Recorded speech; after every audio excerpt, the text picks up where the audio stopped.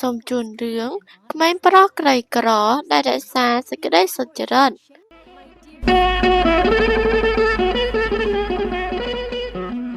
នៅក្នុងភូមិដ៏តូចមួយដែលស្ថិតនៅឆ្ងាយពីទីក្រុងមានក្មេងប្រុសឈ្មោះតារាគាត់បានរស់នៅជាមួយនឹងម្ដាយនៅក្នុងផ្ទះដ៏តូចមួយម្ដាយរបស់តារាបានធ្វើការជាអ្នកបោកអ៊ុតកៅអៅនៅក្នុងភូមិដើម្បីស្វែងរកសាច់ប្រាក់ជារៀងរាល់ថ្ងៃតារាតែងតែទៅលេងជាមួយនឹងមិត្តភក្តិនិងតែងតែជួយម្ដាយនៅក្នុងការកាប់ឈើនិងតែតាក់ពីទន្លេទោះបីជាជីវិតរបស់ពួកគេលំបាកប៉ុណ្ណាក៏ដោយ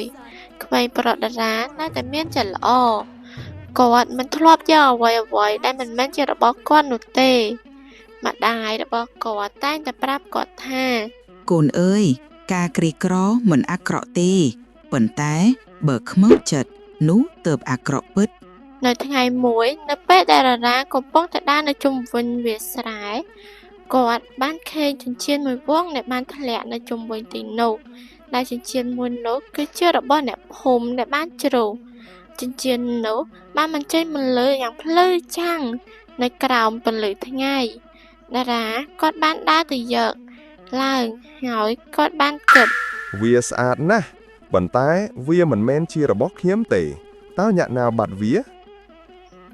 គាត់បានដាក់ចិញ្ចៀននោះចូលទៅក្នុងកាបូបតូចហើយបានដើរទៅក្នុងភូមិដើម្បីសួរអ្នកភូមិតើមានអ្នកណាបាត់ចិញ្ចៀននេះនោះទេមនុស្សជាច្រើនបាននិយាយថាទេវាមិនមែនជារបស់ខ្ញុំឡើយតែនៅពេលដែលតារាដើរមកដល់ផ្ទះម្ចាស់ស្រែចាស់មួយដែលមានឈ្មោះថាលោកសវណ្ណលោកបាននិយាយទាំងសម្រក់ទឹកភ្នែកថាអូបងខ្ញុំបាត់ចិញ្ចៀនមាសមួយបងប្អូនមានឃើញទេ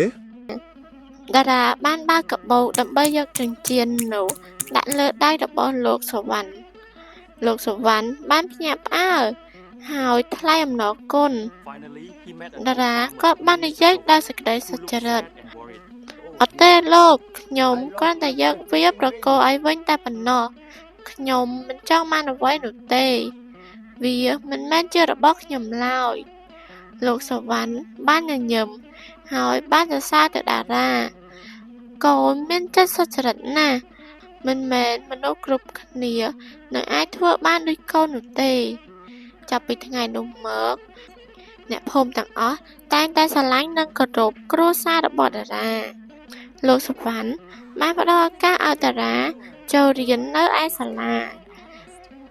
ដោយសន្យាថាផ្ដល់ជំនួយនៅក្នុងការសិក្សាតារាមានក្តីសុបិនថានៅថ្ងៃណាមួយគាត់នឹងក្លាយទៅជាគ្រូបង្រៀនដើម្បីបង្រៀនកុមារផ្សេងឲ្យដឹងអំពីសុចរិតភាពច្រើនឆ្នាំកន្លងផុតទៅតារាបានក្លាយទៅជាមនុស្សដែលមានការអប់រំនិងក្លាយទៅជាក្មេងប្រុសសប្បុរសបំផុតនៅក្នុងភូមិគាត់មិនដែលបំភ្លេចម្ដាយនោះទេឬពាក្យសន្យាដែលនាងបានបង្រៀននោះឡើយសេចក្តីសុចរិតគឺជាទ្រព្យដែលថ្លៃបំផុតដែលមិនអាចយកអ្វីទិញបាននោះទេអត្ថន័យនៃរឿងនេះផងដែរបានបង្រៀនយើងថាការក្រីក្រមិនមែនជារឿងអាក្រក់នោះទេក៏ប៉ុន្តែការខ្វះខាតនូវសុចរិតភាពនោះទើបជាភាពក្រីក្រពិត